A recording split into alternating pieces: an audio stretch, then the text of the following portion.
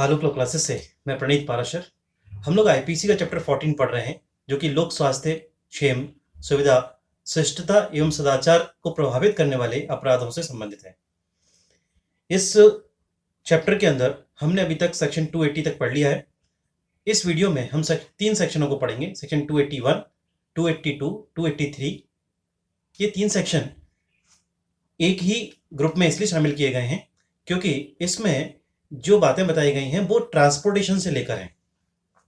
मैंने आपको पहले भी बताया है कि ट्रांसपोर्टेशन, जब ब्रिटिश काल में यह विधि बनी है, उस समय पर मीन्स ऑफ ट्रांसपोर्टेशन में दो ही चीजें महत्वपूर्ण थी, by road and by water. तो हम लोग इन्हीं के बारे में, इन्हीं ट्रांसपोर्टेशन में जो भी कोई पब्लिक न्यूसेंस करेगा या कोई इस तरह की एक्टिविटी करेगा जो अपराध की श्रेणी में आता है, तो ऐसे उसे कैसे दंडित किया जाए, इसके प्रावधान इन तीन धाराओं के अंतर्गत किए गए हैं। सबसे पहले हम पढ़ रहे हैं सेक्शन 281। 281 में तीन शब्दों का यूज किया गया है, प्रकाश, चिन्ह और बोई। हिंदी में लिखा है, इंग्लिश में आप लिखोगे तो लाइट, मार्क एंड बोई, BUOY, इसका यूज किया गया। अब इसमें सेक्शन क्या कहता है, इसकी हेडिंग क्या कहती है? लिखा है कि भ्रामक, प्रकाश, चिन्ह या बोई का प्रदर्शन। ऐसे पढ़ें इस बात को, कोई प्रकाश है, कोई चिन्ह है या बोई का भ्रामक प्रदर्शन करना, भ्रम में डालने वाला प्रदर्शन करना अपराध है और 281 में उसको अपराध की श्रेणी में लाए। अब मैं आपको एक टर्म को समझाता हूं। प्रकाश का मतलब आपने देखा होगा, ये पूरी तरह से ये जो सेक्शन है वो हमारा नेविगेशन से रिलेटेड है। नेविगेशन का मतलब वाटर ट्रांसपोर्ट से इसका संबंध है। उसमें तीन चीजें हैं, ये बताती हैं, डायरेक्शन देती हैं कि शिप को या फिर जो भी वेसल है या कोई भी ऐसा पोत है, नाव है, कोई है, उसको किस रास्ते जाना है और किस रास्ते से नहीं जाना है, कहाँ उसके लिए परेशानियां हैं, कहाँ उसके लिए ऑब्स्ट्रक्शन है और कहाँ पर उसको रास्ता सरलता से मिल जाएगा और अपने गंतव्य तक पहुंच जाएगा। वो इसके बारे में बात की गई है। तो प्रकाश का मतलब, जब रात के समय में शिप चलते हैं तो लाइट हाउसेस होते हैं काफी ऊंचे ऊंचे, वहां से लाइट दिखाई जाती है। वो लाइट ग्रीन हो सकती है, व्हाइट, येलो, रेड, कोई भी हो सकती है, और वो उस लाइट के थ्रू डायरेक्शन बताया जाता है कि आपको किस डायरेक्शन में अभी आप हो और किस दिशा में आपको जाना है। ठीक है, कहां पर आपके लिए परेशानी हो सकती है, ये भी उस लाइट हाउस के थ्रू पता लगता है। तो क्या लाइट। चिन्ह का मतलब कोई ऐसा मार्क हो जिस मार्ग से आपको डायरेक्शन पता लगता हो कि कौन से डायरेक्शन में जाना है, कौन से में नहीं जाना। एक नया शब्द आता है जिसमें अक्सर लॉ के स्टूडेंट परेशान होते हैं, बोय। ये बोय जो हिंदी में बोय जिसको कहा गया है, उसका इंग्लिश में से कुछ रिलेशन अगर निकालोगे तो बायोन्सी से है। बायोन्सी क्या होती है? बायोंट एक फोर्स होता है, आपने साइंस में पढ़ा होगा, उसमें अपथ्रस्ट फोर्स होता है। अगर पानी में कोई चीज जाती है तो पानी में डूबे ना, उसे डूबने से ऊपर की तरफ जो चीज उठाती है उसको बाइंड फोर्स कहते हैं। तो जो बोए है वो एक मार्क होता है और ये फ्लोट करता है वाटर के ऊपर, क्योंकि वाटर के ऊपर आप किसी को फिक्स तो कर नहीं सकते। जैसे आप रोड ट्रांसपोर्टेशन में साइड से आप जो स्टोन लगा देते हो, उसमें लिख देते हो, ऐसे आप वाटर में तो नहीं कर सकते। तो क्या किया जाता है, इसको फ्लोट करके रखा जाता है, इसको बांध दिया जाता है और रस्सियों से या तारों के थ्रू बांध दिया जाता है और ये फ्लोट करता है, उस पर तैरता रहता है। ये भी एक तरह से डायरेक्शन को शो करता है। ये भी यही बताता है कि आपको किस डायरेक्शन में जाना है, किस में नहीं जाना। क्लियर हो गई तीनों बातें? तो अब ये एक्यूज्ड क्या कर रहा है यहां पर? इस तरह के किसी प्रकाश को, चिन्ह को या बोए को का भ्रामक प्रदर्शन कर रहा है। भ्रामक मतलब जो भी शिप के थ्रू आ रहा है, जो भी नेविगेटर है, नेविगेटर माने जो चलाने वाला है, नौ परिवाहक जिसे हिंदी में कहा गया है, जो नेविगेटर है उसको भ्रम में डाला जाए। उसको भ्रम में डालने के लिए ऐसा कोई प्रदर्शन करता है तो 281 में उसके लिए दंडित किया गया है। मैं सेक्शन को पढ़ता हूं। लिखा है, जो कोई भ्रामक, प्रकाश, चिन्ह या बोए का प्रदर्शन कैसे करेगा? इस आशय से या संभाव्य जानते हुए करेगा। इंटेंशन महत्वपूर्ण है, ठीक है ना? इंटेंशन है, ये इंटेंशन है कि क्या करे कि ऐसा प्रदर्शन किसी नौ परिवाहक का मतलब आपका नेविगेटर को, नेविगेटर माने जो नाव चला रहा है, जो शिप चला रहा है, ऐसी नेविगेटर को क्या करे, मार्ग से भ्रष्ट कर देगा। स्पष्ट लिखा हुआ है, इस आशय से या संभाव्य जानते हुए कि ऐसा प्रदर्शन, कैसा प्रदर्शन? भ्रामक प्रदर्शन। किस तरह का हो सकता है वो? प्रकाश का, चिन्ह का, बोए का। इसका जो भ्रामक प्रदर्शन है वो क्या करेगा, किसी नेविगेटर को मार्ग से भ्रष्ट कर देगा, उसके रास्ते से जिससे उसे जाना चाहिए उससे उसे कहीं इधर उधर डिस्टर्ब कर देगा। उसके लिए पनिशमेंट है, बहुत पनिशमेंट है, 7 ईयर का किसी भी भांति का कारावास या जुर्माना या दोनों से दंडित किया जाएगा। ये धारा हुई 281। ओके, अब चलते हैं 282 पे। 282 भी इसी से रिलेटेड है।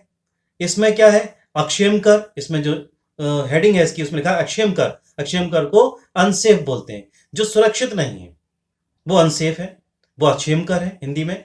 या अति लदे, अति लदे माने ओवरलोडेड है, बहुत ज्यादा उस पर ऐसा सामान लगा है जो जरूरत से ज्यादा है, माने जितना वो कैरी कर सकता है उससे कहीं ज्यादा है, उससे वो अनसेफ भी हो गया है। ठीक है ना।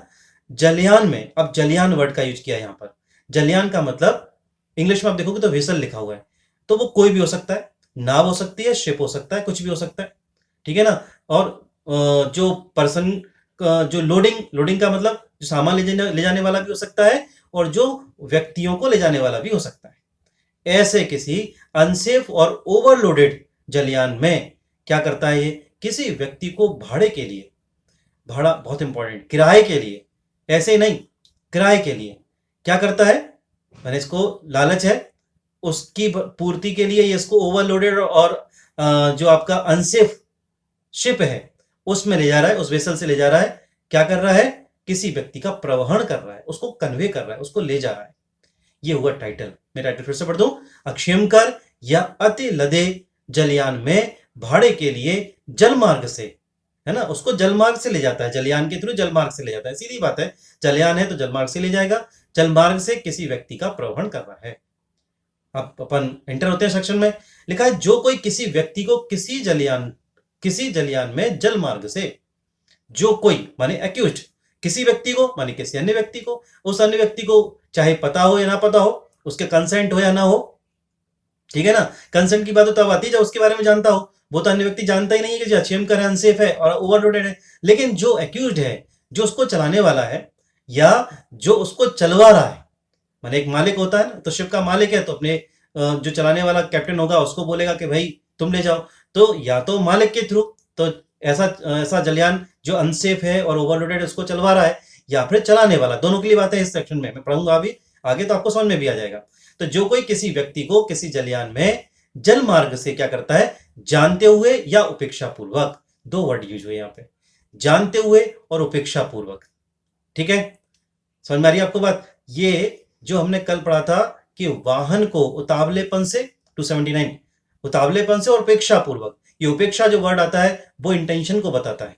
ठीक है, तो जानते हुए या उपेक्षा पूर्वक भाड़े पर क्या करता है, भाड़े के लिए क्या करता है, तब प्रवहन करेगा जबकि वो जानता है कि वो जलयान कैसा है, इतना लदा हुआ है कि किसी भी मानव जीवन को संकटापन्न कर देगा, किसी व्यक्ति के जीवन को संकटापन्न कर देगा, या वो ऐसा है, इतना अनसेफ है, अक्षयमकर है कि किसी व्यक्ति के जीवन को संकटापन्न उससे हो सकता है।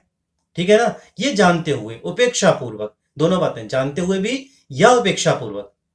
ठीक है ना। ऐसा भाड़े के लिए किसी व्यक्ति का प्रवहन करेगा तो 6 माह का किसी भांति का कारावास या जुर्माने से दंडित किया जाएगा। अब फिर मैं आपको यहाँ पे ध्यान दिलाता हूं, जब मैं 279 आपको पढ़ाया था तो मैंने कहा था जब 279 लगती है तब उसके साथ में 3 सेक्शन और हैं। अगर ऐसे उपेक्षापूर्ण कार्य से 279 पढ़ाया तभी मैंने बोला था, मैं इसमें भी यही कह रहा हूं, ये जलयान में जिसको ले जा रहा है जलमार्ग से और उसने जानते हुए उपेक्षापूर्वक कार्य किया है, तब यदि सिर्फ वो ले जा रहा है, उसे कोई उपति नहीं हुई, तब भी 6 माह का किसी बात कारावास या 1000 रुपये जुर्माना। अब उसे मान लीजिए उसमें ले जाते उपति हो गई, तो हम सेक्शन चले जाएंगे 337 में। 337 उन्होंने बोला है कि उपेक्षा पूर्ण या उतावलेपन से किए गए कार्य से किसी व्यक्ति को उपति पहुंचती है तो 337 में सजा का प्रावधान है, मैंने कल आपको बताया था। अगर घोरोपति होती है तो आईपीसी का सेक्शन 338 भी लगेगा और ये 282 भी लगेगा अगर इस कार्य से हो रही है तो। और अगर उसकी मृत्यु हो जाती है तो फिर उसके लिए 304 304 ए लगेगा। ठीक है ना। और 282 इसलिए क्योंकि उसने कार्य अपेक्षा पूर्वक किया था इस कार्य के लिए, तो इस कार्य का अलग पनिशमेंट, और जो वो इंजर्ड हुआ है उसके लिए उसे अलग से अभियुक्त को पनिशमेंट भुगतना पड़ेगा। ठीक, अब हम चलते हैं आखिरी धारा पे आज के ग्रुप की, उसमें लिखा है 283 में है कि लोक मार्ग या नौ परिवहन, लोक मार्ग या नौ परिवहन में संकट या बाधा डालना। संकट या बाधा, क्षति, संकट, बाधा, ये शब्द न्यूसेंस से रिलेटेड है। इसके बारे में हमने सबसे पहले लोक न्यूसेंस पढ़ा था, उसमें बात की थी। अब यहां लोक मार्ग है, लोक न्यूसेंस है। मैं आपको बता रहा हूं ना, सारे सेक्शन उसी के प्रकार हैं, ये सब लोक न्यूसेंस ही हैं, पब्लिक के लिए हो रहे हैं। ठीक है, तो लोक मार्ग या नौ परिवहन भी लोक नौ परिवहन है, धारा के अंदर लोक नौ परिवहन ही यूज किया उन्होंने। पथ में संकट या बाधा डालना, कोई रास्ता है, नौ परिवहन पथ माने उसका रास्ता, लोक मार्ग माने रोड आपकी, उसमें अगर कोई संकट बाधा डालता है तो उसके लिए पनिशमेंट की बात की गई है, 200 रुपए तक का जुर्माने का प्रावधान है। सेक्शन को समझते हैं। जो कोई किसी कार्य को करके, एक्ट एंड ओमिशन। तो अभी एक्ट, जो कोई किसी कार्य को करके या अपने कब्जे या भार साधन के अधीन किसी संपत्ति की व्यवस्था करने का लोभ करने, बड़ी सिंपल सी बात है। देखिए मैं एग्जांपल समझाता हूं। संकट या बाधा पथ में डाला जा रहा है, मार्ग में डाला जा रही है, दो तरह से हो सकती है। एक तो आप कोई एक्ट ऐसा कर दो, ठीक, नहीं तो दूसरा तरीका क्या है, मान लीजिए वो जो लोक मार्ग है, उस लोक मार्ग के बाजू में ही आपकी प्रॉपर्टी है जिसमें आपका कब्जा है, या वो आपके भार साधन में है, आपका उस पर कब्जा है या आपके कंट्रोल में है, भार साधन में है। अब क्या करते हो, आप बड़े बड़े पेड़ लगाते हो और वो पेड़ की जो डालियां हैं बड़ी बड़ी, वो उस लोक मार्ग पर आ जाती हैं।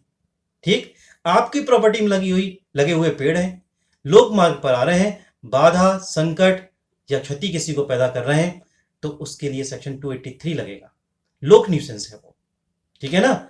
इसी प्रकार से अगर नौ परिवहन पथ में कोई बाधा डाल देता है कार्य करके, या फिर उसकी कोई अपनी कोई प्रॉपर्टी है, इस पर उस पर कब्जा है या उसके भार साधन में है, उसकी व्यवस्था करने में वो असफल रहता है, उसकी व्यवस्था नहीं करता, उसकी व्यवस्था करने में लोभ करता है। ठीक है, क्या व्यवस्था कर सकता था, लोक मार्ग पे उन पेड़ों को कटवा सकता था, रास्ता साफ होना चाहिए, लोग जाएंगे उसमें। ठीक है ना। तो इस तरह से अगर उस प्रॉपर्टी की व्यवस्था करने में लोभ करता है, दोनों बातें, एक्ट तो वही खत्म कर दी, कोई एक्ट करके तो हो ही सकता है, संकट बाधा क्षति पैदा कर सकते हो किसी को, लेकिन मेन बात थी कि आपकी किसी प्रॉपर्टी पर कब्जा है, आपका भार साधन में कोई प्रॉपर्टी है, तब ऐसी प्रॉपर्टी से अगर किसी लोक मार्ग पर या फिर लोक नौ परिवहन के पथ पर, लोक पथ पर अगर कोई संकट बाधा क्षति कारित करेगा तो 200 रुपए तक के जुर्माने से दंडित किया जाएगा। यह आज एक छोटा सा 3 सेक्शनों का एक ग्रुप था। इसमें हमने ट्रांसपोर्टेशन से रिलेटेड और मेनली वाटर ट्रांसपोर्टेशन और रोड ट्रांसपोर्टेशन के बारे में बात की। इस पे जो भी ऐसे कोई रुकावट डालेगा, लोक न्यूसेंस करेगा, उसके लिए क्या पनिशमेंट होगा वो भी हमने समझा। मैं ये कहना चाहता हूं कि अगर लॉ में कोई प्रॉब्लम है, कोई किसी तरह की आपको कहीं कोई परेशानी आ रही है, तो हमारी बुक से ही उसका हमें आंसर मिलेगा। इंटरप्रिटेशन जो वर्ड है उसका मतलब ये नहीं होता कि हम मनगढ़ंत बातें अपनी सोच के और उसका एक्सप्लेनेशन कर दें। ये बात मैं इसलिए कह रहा हूं कि कमेंट बॉक्स से मैं पढ़ता हूं तो उसमें कुछ इस तरह की बातें आती हैं जिसमें बेसिक आप बातों को भूलकर सतही तौर पे किसी बात का निर्णय निकाल लेते हो। एक क्वेश्चन पूछा गया कि ये जो मेडिकल एडिल्ट्रेशन माने दवाइयों का एडिल्ट्रेशन की जो बात है वो जानवरों पर लागू होती है। इसके लिए किसी ने बोला कि भाई वो इसलिए जानवरों पर लागू होती है, उनका कहना था, उन महाशय का कहना था कि वो इसलिए लागू होती है क्योंकि इसमें सिर्फ ऑफेंस करने तक ही बात है। ऑफेंस करना मतलब आपने मिलावट कर दी, अब उसका इफेक्ट किस पर पड़ेगा ये नहीं लिखा है। नहीं लिखा है तो इंटरप्रिटेशन हो गया भाई कि वो एनिमल पर भी लागू होता है, बिल्कुल नहीं। इस तरह के इंटरप्रिटेशन नहीं करने चाहिए। देखिए ये बात बिल्कुल सही है कि जो विधियां बनी है इतनी पुरानी बनी हुई हैं कि उन व्यक्तियों को नहीं ला सकते जो इस मानसिकता से जिन्होंने इनको रचा होगा। अब हम क्या कर सकते हैं, हमारे पास एक ही रास्ता है, हम किताबों में उनको विजन को ढूंढें कि किस उद्देश्य से उन्होंने इन चैप्टरों को या इस विधि को लिखा होगा। तो यहां मेरा ये कहना है, जब भी कोई बात ऐसी आती है तो आप किताबों का सहारा लो और उन्हीं के आधार पर आप निर्णय निकालो। तो उसका एक आंसर सिंपल सा है, ये चैप्टर किसके लिए है, पब्लिक के लिए, लोगों पर असर डालने के लिए। ठीक है ना, लोक शब्द का यूज किया, जैसे धारा 12 में लोक को भी क्लियर कर दिया उन्होंने कि भाई लोगों का, व्यक्तियों का एक समूह है, एक समुदाय है, उसको लोक कहते हैं। तो सिंपल सी बात है, जब ये किस पर प्रभाव डालने के लिए है, लोक पर प्रभाव डालने के लिए है, तो इसमें एनिमल आएगा ही नहीं, साधारण सी बात है। ठीक है ना। तो इंटरप्रिटेशन ऐसा करो जिससे कि जो तथ्यात्मक हो, क्योंकि इसी आप इस विधि को, जिसको आप आईपीसी को पढ़ते हो, उस विधि को हमारे यहाँ सुप्रीम कोर्ट के जजेस भी पढ़ते हैं, सुप्रीम कोर्ट के लॉयर्स पढ़ते हैं, एक विधि का छात्र पढ़ता है जिसको अभी लॉ का इतना ज्ञान नहीं है, वो भी पढ़ता है, धीरे धीरे वो उससे ज्ञान लेता है। और एक ही विधि हमारे अपडेट नहीं होती है, कि साइंस टेक्नोलॉजी नहीं है इसमें कोई आपको हर एक कोई नया कुछ हो रहा हो, नए केवल जजमेंट हो सकते हैं, इंटरप्रिटेशन हो सकते हैं। तो जब इन्हीं विधियों का हमें सहारा लेना है तो हम किताबों में ही ढूंढें उसका आंसर और उस तथ्यात्मक बात पे ही अपने निर्णय तक पहुंचे। तो कमेंट बॉक्स ओपन है, आप जब भी कोई आपको ऐसी कोई समस्या लगे आप बात करिए, मेरे पे जितना बनेगा जितना होगा मैं विद रेफरेंस आपको उसका आंसर देने की कोशिश करूंगा।